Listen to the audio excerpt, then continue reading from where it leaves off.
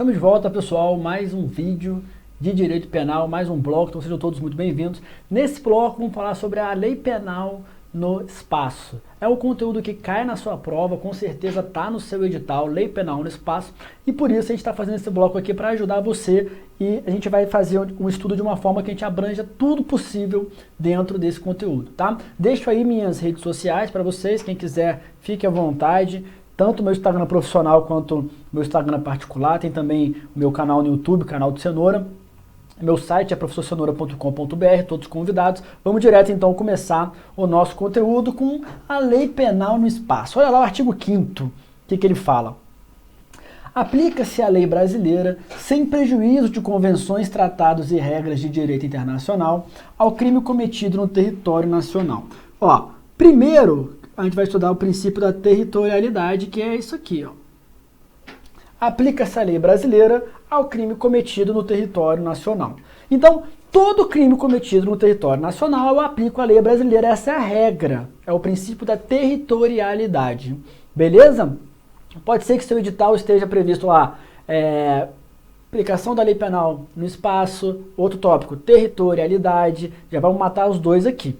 Tá? Mas para saber o que é território brasileiro, a gente adota alguns critérios. Então vamos ver quais são esses critérios. O primeiro critério é o território físico. O território físico é aquele que está previsto lá. O pessoal fala, o território brasileiro é o continente, no mar é até tantas milhas, não sei o que, o espaço aéreo correspondente. Pronto, isso é o território físico do Brasil. Só que existe ainda um outro tipo de território, tá? Que é o território jurídico, ou por extensão.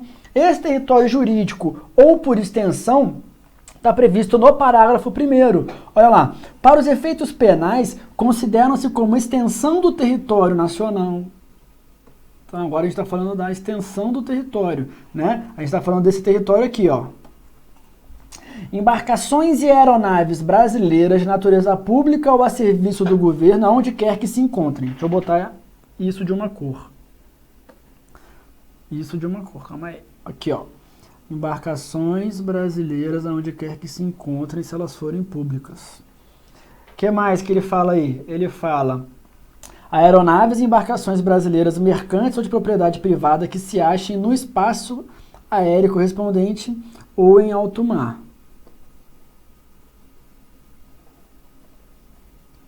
Ó, duas regras que estão aí.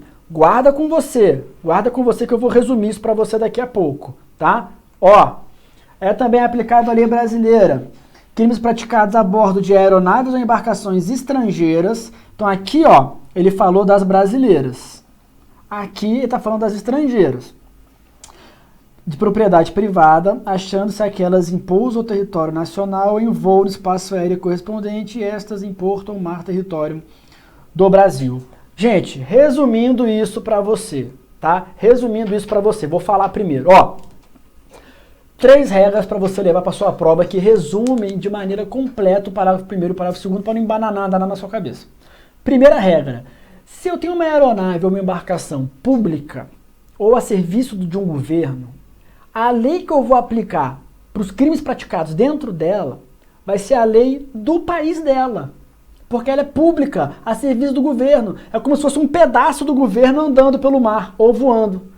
Tá? Essa é a pública ou a serviço do governo. Então, por exemplo, uma aeronave da Força Aérea Brasileira, pública, aonde quer que ela esteja, não interessa onde ela está, eu vou aplicar a lei brasileira, porque é a aeronave do Brasil, para serviço do governo. É como se fosse o Brasil andando por aí.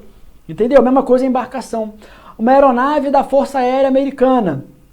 Não interessa onde ela está, ela é americana, é como se fosse os Estados Unidos voando por aí. O crime praticado dentro dela, lei dos Estados Unidos. Ou seja, resumindo, primeira regra, se eu tenho uma aeronave ou uma embarcação pública ou a serviço do governo, eu aplico a lei da bandeira dela, do país dela. Não importa o lugar que ela esteja. Segunda regra, se ela for privada ou mercante, aí é o inverso. Não importa de onde ela é, não importa a bandeira, importa o lugar em que ela está. Então eu tenho uma aeronave privada americana voando aqui em cima do Brasil. Opa, não interessa de onde ela é. Se ela é privada, está voando em cima do Brasil, já pega a lei brasileira. Entrou no território correspondente, ou no espaço aéreo, ou no mar, já é Brasil. Já é Brasil. Tá? Aplica a lei brasileira. Beleza? Então, olha só. É o inverso da primeira regra. Na primeira regra, a pública eu aplico a lei da bandeira, não importa onde a aeronave ou a embarcação está. Na segunda regra, eu aplico a lei de lugar onde ela está, não importa de onde ela é. E essa regra tem uma exceção, que é o alto mar, ou no espaço aéreo correspondente ao alto mar. Por quê? Porque lá no alto mar, eu tenho uma terra de ninguém, ninguém exerce soberania em alto mar. Então, se eu tenho uma embarcação privada, que eu aplico a lei de onde ela está, e ela está em alto mar, que não tem lei de ninguém, eu aplico que lei? Eu aplico a lei da bandeira dela, a lei do país dela. Então essas são as três regras. Pública ou privada, não importa onde ela... pública ou a serviço do governo, não importa onde ela está, é a lei do país dela, a lei da bandeira. Privada, não importa de onde ela é, importa onde ela está, lei de onde ela está. Se ela tiver em como é que fala? Em alto mar, ou no espaço aéreo correspondente, que não tem lei de ninguém, aí eu aplico a lei dela. Beleza? São essas três regras importantes que você tem que levar para a sua prova, são essas três regras que eu coloquei aqui para vocês, tá? Tá no verde ainda, vamos voltar pro meu vermelho, pronto. Agora vamos falar desse navio abortador aqui, ó. O que acontece, pessoal? Na Holanda, tá, é permitido o aborto. Lá é permitido, desde que seja assistido por médico, etc. Lá você pode abortar, uma opção da mãe, beleza? Aí o que acontece? Existe um navio holandês, bandeira holandesa, privado. Esse navio, ele vai para alto mar, para a galera fazer aborto lá. Por exemplo, uma brasileira grávida entra no navio holandês, vai para o alto mar, lá faz aborto. É crime? Ela vai responder por crime do Código Penal? Por que não? Porque, primeiro, é um navio privado. Se é um navio privado, eu vou aplicar a lei de onde ele está. Se ele está em alto mar, não tem lei de ninguém, eu aplico a lei dele. Qual a lei dele? Da Holanda. Qual que é a lei da Holanda? Que pode fazer o aborto. Não é crime. Navio abortador. É o chamado navio abortador holandês. Beleza? Leva para sua prova isso também. Tá? É isso que por isso que eu coloquei essa observaçãozinha aqui do navio abortador. Olha só a questãozinha aí desse ano, 2020, tá? Esquimó é acusado de cometer crime ocorrido em aeronave que realiza voo internacional. Nos termos do Código Penal, é considerada extensão do território para fim de aplicação da lei brasileira. Olha, a aeronave estrangeira em voo onde estiverem. Não, a aeronave estrangeira que está voando, por exemplo, a aeronave americana voando lá na China. É Brasil? Não é Brasil, né? Tá errado. Aeronave brasileira em voo no Brasil. Aqui já achei. Aeronave estrangeira pousada no aeroporto da China. Mas não tem nada a ver com o Brasil. Aeronave brasileira, mercante, que é como se fosse privada, em voo no estrangeiro. Olha, a aeronave brasileira mercante, eu aplico a lei de onde ela tá. Se ela tá no espaço aéreo estrangeiro, não é a lei do Brasil. Tá errado. Então, muito fácil, letra B de bola é a resposta da nossa questãozinha aí. Mais uma.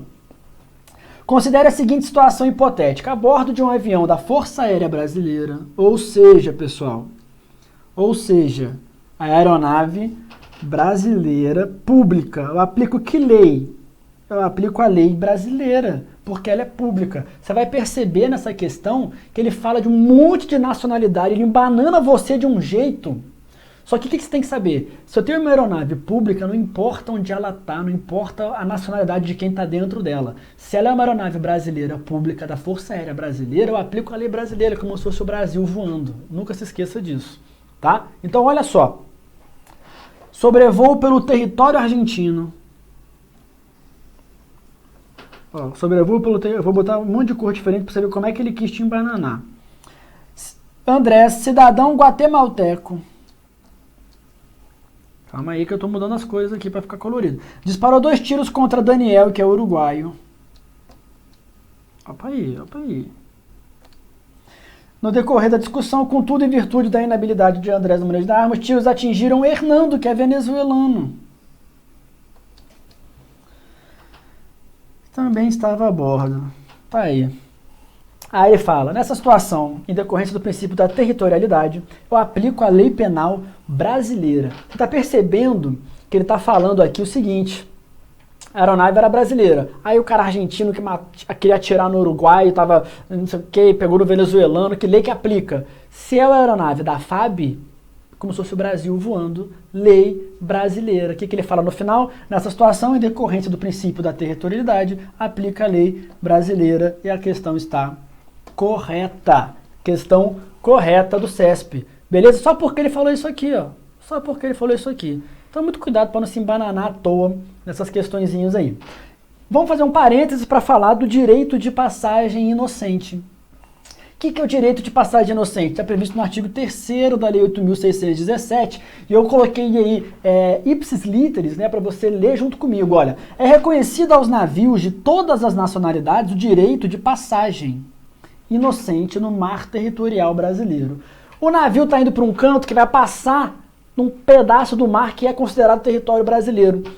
Ele pode passar ali? Pode, não tem problema. Passar pode, só passar. É a passagem inocente, esse direito ele tem de passar. Ah, está invadindo o território. Ele não está invadindo, ele está só de passagem, tá?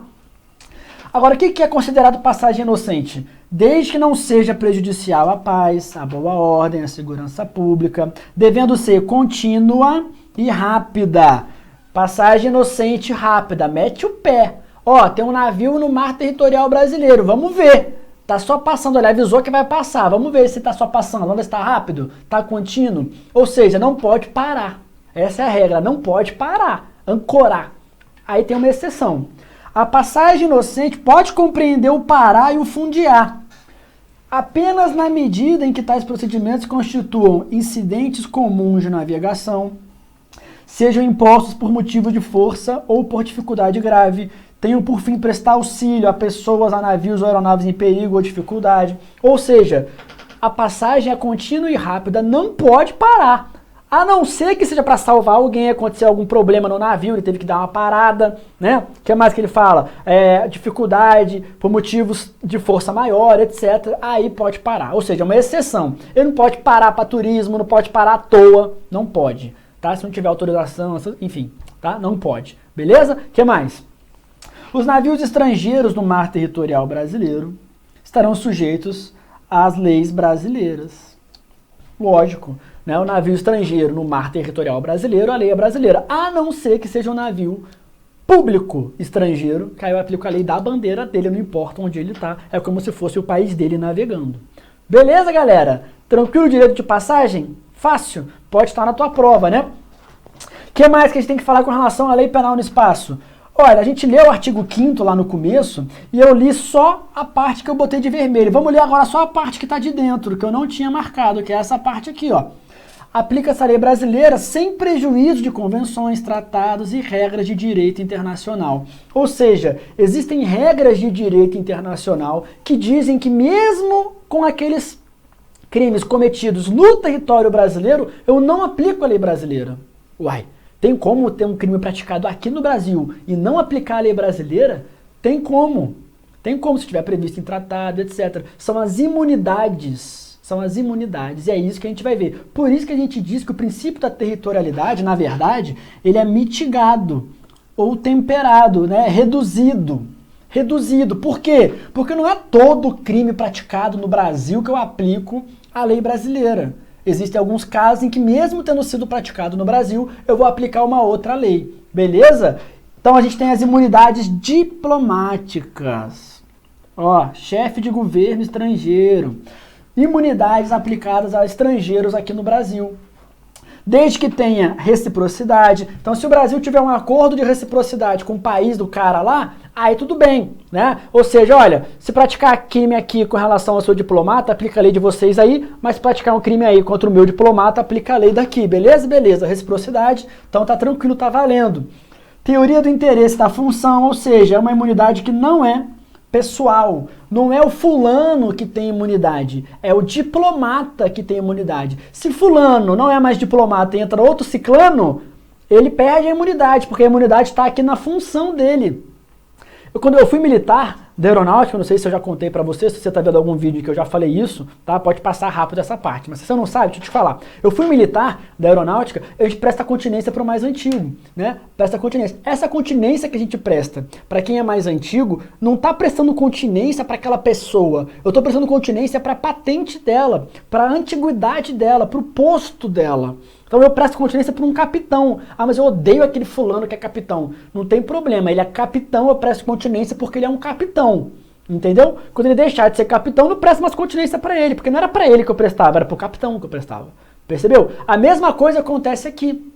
A imunidade não é da pessoa, é da função. Por isso, inclusive, que a pessoa não pode renunciar à imunidade. Ah, eu não quero ter imunidade, eu quero que aplique a lei do Brasil. Não pode, é irrenunciável. Quem pode renunciar à imunidade é o Estado dele, o país dele, lá na Convenção de Viena. Ó, cadê onde é que tá isso? Tá aqui, ó.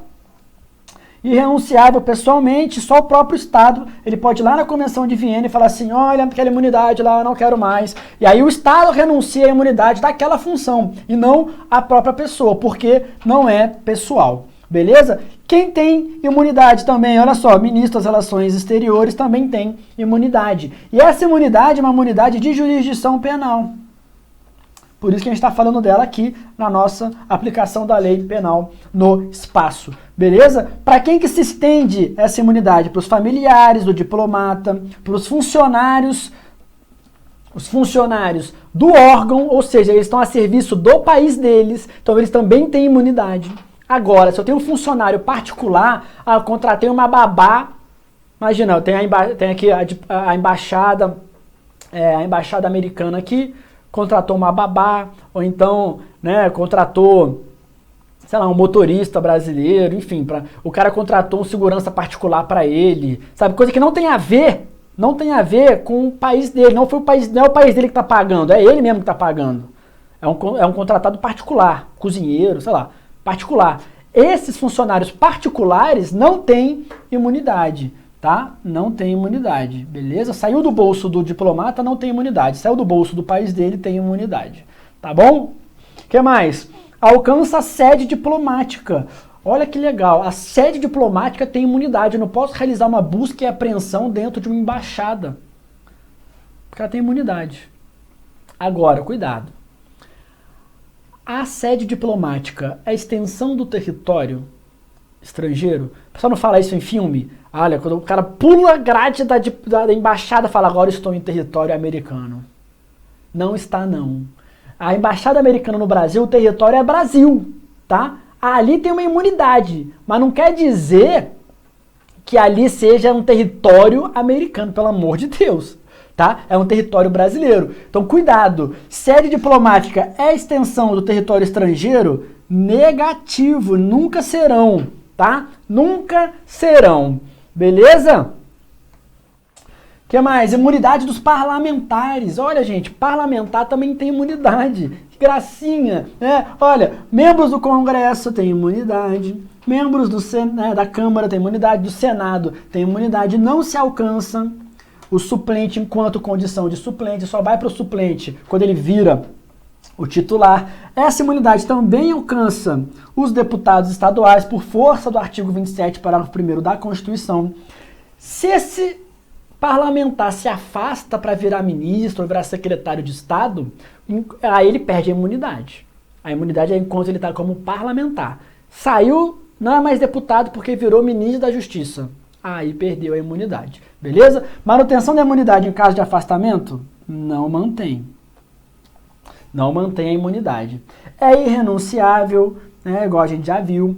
Inclusive no estado de sítio, ela permanece no estado de sítio. Então, se tiver na sua prova, eles têm imunidade e tal, mas no estado de sítio, como é um estado de emergência, etc., aí eles perdem a imunidade. Não perdem, não. Estado de sítio mantém a imunidade do parlamentar. E essa imunidade ela pode ser material ou formal, e a gente vai ver a material agora, que é que está no artigo 53, que está bem aqui do ladinho. Olha aqui, ó. Os deputados, senadores, são invioláveis civil e penalmente por qualquer de suas opiniões, palavras e votos. Por isso que você vê na televisão eles falando o que eles quiserem. Eles falam o que eles quiserem. Por quê? Porque eles têm imunidade, desde que eles estejam falando algo que esteja relacionado com a função. Relacionado com a sua função, tá? É uma liberdade de expressão amplificada que os congressistas têm, justamente porque eles representam o povo, né? Os deputados representam o povo, é como se fosse o povo falando, tá? Enquanto os senadores representam o estado deles, como se fosse o estado falando. Por isso que eles têm essa imunidade aí para exercer bem a sua função. Pode ser fora do Congresso ou só tem imunidade quando ele fala alguma coisa dentro do Congresso? Pode ser fora, tem que ser relacionado com a função. Se ele está dando uma entrevista em casa, por exemplo, ele pode falar o que ele quiser, porque é uma entrevista relacionada com a função, aplica a imunidade, beleza? Dentro ou fora do Congresso. E o Supremo entende que isso é uma causa de exclusão da tipicidade. Então, caso eles cometam algum crime de calúnia, difamação, injúria, é atípico. É atípico, não é crime, tá? É fato atípico de acordo com o Supremo por causa da imunidade deles, beleza? E essa inviolabilidade material se estende aos vereadores. Por que eu estou fazendo essa observação da material? Porque a formal não se estende aos vereadores. Você vai ver, quer ver? Deixa eu passar logo, ó. Aqui, ó, imunidade formal. Vereadores não. Vereadores não. Então eu vou botar aqui bem pequenininho aqui para você, ó. Os vereadores tem a imunidade material e a imunidade formal. Para eles só se aplica a material, a formal não se aplica. Leva para sua prova. Não se esqueça disso, que vai estar lá. Os vereadores têm as mesmas imunidades dos deputados. Errado, porque eles não têm a imunidade formal. Beleza? Vamos lá. O que é a imunidade formal, pessoal? É uma imunidade de ser preso e uma imunidade de ser processado. Olha só o que fala o parágrafo 2º do 53 da Constituição. Ó, desde a expedição do diploma, também é importante saber que é desde a expedição do diploma, os membros do Congresso não podem ser presos. A regra é essa, tá? Ó, não podem ser presos. Regra, exceção, flagrante de crime inafiançável. Esse é o único caso em que eles podem ser presos, flagrante de crime inafiançável. Mesmo assim, quando eles forem presos em flagrante de crime inafiançável, os autos serão remetidos dentro de 24 horas para a casa respectiva, para o Congresso, ou para o Senado ou para a Câmara, para que dentro do voto da maioria de seus membros resolva sobre a prisão. Então, olha, em regra, não pode ser preso. O deputado e senador não é preso, não. A não ser que seja um flagrante de crime inafiançável. Se for inafiançável o crime que ele cometeu, você tem que saber quais são os crimes inafiançáveis, tá? Não se confunde com os imprescritíveis, toma cuidado, os inafiançáveis. Se ele cometer um crime inafiançável, aí sim você pode ter uma prisão em flagrante, mas nesse caso, em 24 horas você manda para o Senado ou para a Câmara para eles decidirem sobre a prisão, se mantém a prisão ou não. Recebida a denúncia, ó, imunidade de processo agora. Deixa eu botar aqui, ó, imunidade de prisão. Essa aqui, e a imunidade de processo, essa aqui. Processo. Recebida a denúncia contra o senador ou deputado por crime ocorrido após a diplomação, o Supremo Tribunal Federal dará ciência à casa. Olha, recebeu a denúncia, o Supremo, né? Recebeu a denúncia, ele avisa lá para o Senado, olha, recebi aqui a denúncia, tal, que por iniciativa de partido político e pelo voto da maioria de seus membros, poderá, até a decisão final, sustar o andamento da ação. Pode ser suspenso o processo lá. Então o Supremo recebe a denúncia, avisa para o Senado, olha, recebi a denúncia aqui, como ele tem imunidade de processo, vocês resolvem aí se ele vai ser processado agora ou você vai ficar suspenso. Isso é imunidade de processo, tá? Imunidade formal, então.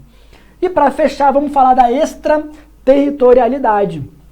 Né? Extraterritorialidade é o seguinte, a territorialidade é você aplicar aos crimes praticados no Brasil a lei brasileira. Extraterritorialidade é você aplicar a lei brasileira a crimes praticados fora do Brasil. Uai, tem como um crime que for praticado lá fora eu ter a aplicação da lei brasileira? Com certeza. Primeira observação, eu estou falando de crime. Eu não estou falando de contravenção. A contravenção praticada lá fora, eu não aplico a lei brasileira jamais, por expressa vedação da lei de contravenções penais. Ó. Então, nas contravenções que forem fora do Brasil, eu não aplico a lei brasileira. Tá? Extraterritorialidade, ela pode ser condicionada ou incondicionada. Como assim? Olha, eu vou aplicar a lei brasileira para o crime que aconteceu lá fora, mas tem alguns casos em que basta tá no requisito, tá compatível com o inciso do artigo 7º, que eu já vou aplicar a lei brasileira. Tem outros casos em que eu vou ter que cumprir uma série de requisitos para aí, depois de tudo cumprido, eu aplicar a lei brasileira. Então vamos ver. A incondicionada está no inciso 1 do artigo 7º. Tá? Então, ó, ainda que ele seja absolvido, ainda que ele seja condenado no estrangeiro, eu vou aplicar também a lei brasileira. Quando? Crime contra o presidente da República, a vida ou a liberdade do presidente da República. Você vai ver a questão que vai falar crime contra o patrimônio do presidente da República. Não, patrimônio não. Vida ou liberdade do presidente. Patrimônio e fé pública. Aí vem União, DF, Estado, território, município, empresa, sociedade, economia mista, autarquia, fundação instituída pelo poder público.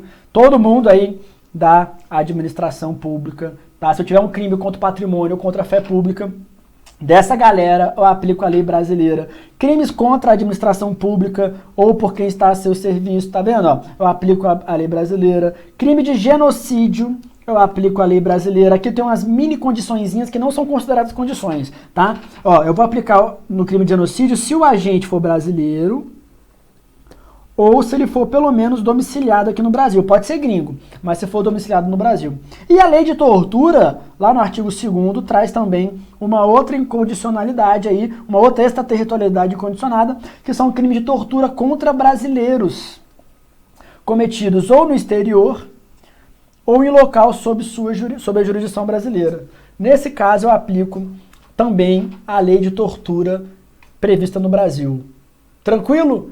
Extraterritorialidade incondicionada. Mas eu tenho agora também a extraterritorialidade condicionada. Vamos para ela então. Ó, condicionada. Crime que por tratado da Convenção Brasil se obrigou a reprimir. Crime praticado por brasileiro. Qualquer crime praticado por brasileiro. Lá fora eu posso aplicar a lei brasileira. Crime praticado em aeronave ou embarcação brasileira, privada, que está no território estrangeiro. Lembra que eu falei para você que a aeronave privada não importa onde ela está, eu vou aplicar a lei de onde ela está. Não importa de onde ela é, eu vou aplicar a lei de onde ela está. Essa é a aeronave privada. Se eu tenho aeronave privada brasileira lá no exterior, eu vou aplicar a lei de quem? Do exterior, porque ela é privada, eu aplico a lei de onde ela está. Mas se ela não for julgada lá, aí eu posso aplicar a lei brasileira, porque não vai ficar impune o que aconteceu, né? Então, eu tenho aeronave privada, teve um crime de homicídio lá dentro. Eu vou aplicar a lei do estrangeiro, mas se lá não for aplicado nada, aí não vai ficar impune. É o que ele fala aqui, ó. Crime praticado em aeronave ou embarcação brasileira, mercante ou privada, que teria que ser aplicada a lei estrangeira. Se lá não for julgado, aí eu aplico a lei brasileira. Tá? Agora, para eu aplicar a lei brasileira nessas três hipóteses, eu tenho que cumprir todas as condições que estão no parágrafo 2º. Quais são essas condições? Entrar o agente no território nacional. Se ele não entrar aqui, eu não aplico a lei brasileira. Aí, ele praticou um brasileiro aqui, ó, praticou um crime lá fora. Se ele não vier para cá, não tem como aplicar a lei brasileira. Se o fato não for punido também no país que foi praticado, não tem como aplicar a lei brasileira. Tem que estar incluído entre aqueles pelos quais a lei brasileira autoriza a extradição. Não pode ter sido absolvido no estrangeiro, não pode ter cumprido pena no estrangeiro, não pode ter sido perdoado no estrangeiro, não pode estar extinta a punibilidade no estrangeiro. Nesses casos, eu vou manter o que já foi feito no estrangeiro.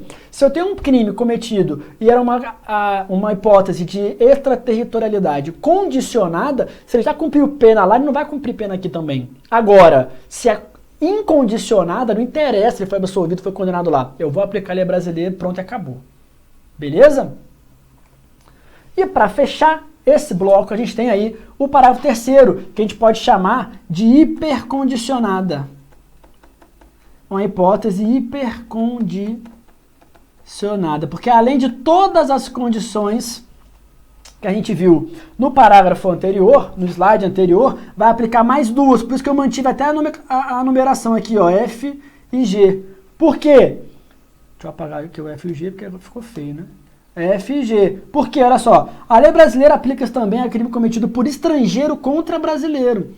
A gente viu lá no parágrafo 2º, a gente viu lá, né, que são as condições que estão no inciso 2, que falam lá, calma aí, bananei todo, ó, vou botar na ordem certa. Artigo 7º, inciso 2, ele traz lá quando o crime for praticado por brasileiro.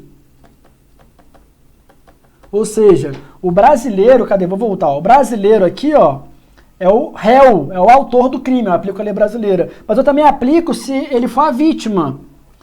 Crime contra brasileiro, eu vou aplicar a lei brasileira. Desde que aconteça todas essas condições aqui, ó, o gringo tem que vir para o território nacional, tem que ser punido lá e aqui, etc, etc, etc. E não foi pedido ou foi negada a extradição, né, então ele continua aqui no Brasil, porque se ele for extraditado, não aplico mais a lei brasileira. E tem requisição do ministro da Justiça. É o que fala exatamente aqui. Ó. Beleza, galera? Tranquilo? Essas são hipóteses hipercondicionadas, como a da vítima é brasileira. Se a vítima for brasileira lá fora, posso aplicar a lei brasileira? Pode. Vai cumprir um bando de requisito, mais esses dois. Não pode ter sido extraditado, o cara tem que estar aqui no Brasil, né? Ou não pediram extradição, ou ela foi negada, ele está aqui no Brasil. E tem que ter requisição do ministro da Justiça nesse caso. É uma ação que exige a requisição do ministro da Justiça. Uma ação penal pública condicionada à requisição do ministro da Justiça. Vamos para algumas questõezinhas e a gente fecha esse bloco, tá? Que está passando da hora. Olha lá. 2020. Ficam sujeitos à lei brasileira sem a necessidade do concurso de nenhuma condição. Ele quer saber uma hipótese incondicionada. Praticado por brasileiro? Praticado por brasileiro é condicionado. Aqueles que por tratado da Convenção o Brasil se obrigou a reprimir? Condicionado. Genocídio, se a gente for brasileiro domiciliado no Brasil. Aí a resposta. E aeronave brasileira, né? Condicionado. Praticado em embarcação brasileira, né? Condicionado. Aqui ele trouxe todas as hipóteses do parágrafo 2º, ó. Né? Na verdade, ele trouxe todas as hipóteses do inciso 2 do artigo 7º. Inciso 2, ó, letra A, inciso 2, letra C, B, inciso 2, e a letra D, inciso 2. Tá? Por isso que a resposta é a letra C. O que mais? A extraterritorialidade da lei penal, condicionada, e a incondicionada, tem elemento comum a necessidade de ingresso do agente no Brasil. Uai, não, a incondicionada não tem necessidade de nada porque ela é incondicionada, tá? Não tem que ter condição nenhuma. O que mais? Brasileiro que praticar crime em território estrangeiro pode ser punido? Pode, devendo ser aplicada ao fato a lei penal brasileira, ainda que ele não ingresse mais no Brasil. Olha, o brasileiro que pratica o crime lá, o brasileiro quando ele é réu, que a gente acabou de falar, pode ser aplicada a lei brasileira, mas é uma hipótese condicionada. E uma das condições que estão lá no parágrafo 2º do artigo 7º é ele ingressar no Brasil. Então, se ele não ingressar no Brasil, não pode aplicar a lei brasileira. Por isso que está errada essa questão. Outra, de delegado. No crime continuado, somente será aplicada a lei nacional quando todos os fatos constitutivos tiverem sido praticados no Brasil. Tá errado. Eu não falei disso aqui, deixa eu falar agora. No caso do crime continuado, se pelo menos um fato for praticado no Brasil, eu já posso aplicar a lei brasileira. Não precisa ser todos. Um único fato no Brasil já pode aplicar a lei brasileira. Aqui ele fala, somente vai aplicar a lei brasileira se todos os fatos forem praticados no Brasil. Então essa questão aqui tá errada. E a última, crime praticado em embarcação de propriedade do governo. Ó, embarcação do governo, eu aplico a lei do governo. Quando se encontra no Brasil, fica sujeita à lei brasileira? Não. Se ela é do governo estrangeiro, ela vai aplicar a lei do governo estrangeiro, não importa onde ela tá. Não importa onde ela tá. Beleza, galera? Tranquilo? Com isso, a gente encerra mais um bloco. Falamos aí sobre a aplicação da lei penal no espaço, territorialidade, extraterritorialidade condicionada e incondicionada e imunidades. Tranquilo? Um tema muito bom, vai cair na sua prova, faça mais questões, veja de novo esse vídeo, tá? Tire suas dúvidas e é isso, fecha a conta, passa a régua. Tchau, obrigado!